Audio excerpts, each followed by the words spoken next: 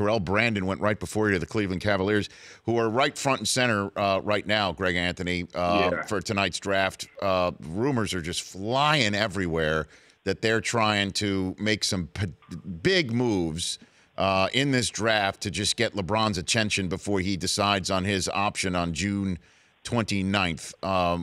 What do you think the Cavs need to do over the next few days to maybe even pull something off like that for LeBron? I don't think the draft's going to play a role. As much talent as you have coming in on this draft, none of these guys are ready to make the kind of impact that can get you over the hump to win a championship. So if you're Cleveland, that's not going to play a role in my estimation as to whether or not he comes back. It's the potential deals that you might be able to pull off. The guys that you could bring in that are ready to play and play at a high level, that's the only way and only scenario I see where LeBron James could return to Cleveland. I just don't. Again, I love this draft.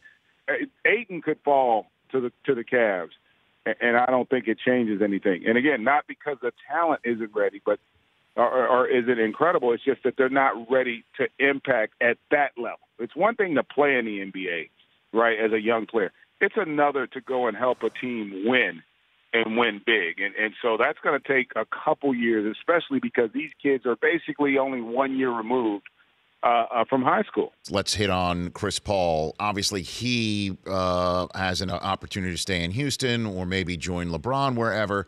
The question is do you see a scenario over the next 2-3 weeks playing out where a team is able to compile enough stars to actually take Golden State down? Do you think that? Yes. Yes.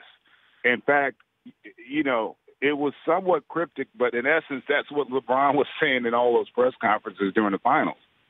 He was talking about how high the IQ has to be, how many stars you have to have. He's basically laying out the blueprint for whomever that team is that's going to make a push for him, what else they have to be able to do in order to land it. And so who are the guys that fit that profile? Chris Paul's one of them, right? We know that for a fact. Paul George, I think. Kawhi Leonard now comes into play. So I think all these guys are the types of players that LeBron was thinking about when he's talking about being in a situation where they can beat a team like Golden State. It's going to take that. And I think that's really what he was saying to the basketball community.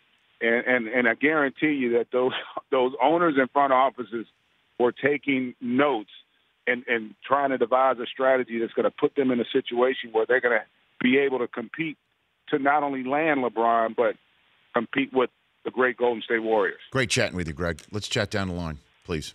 You got it, my friend. Right back at you. Enjoy the draft. Right back at you. That's Greg Anthony, at Greg Anthony 50.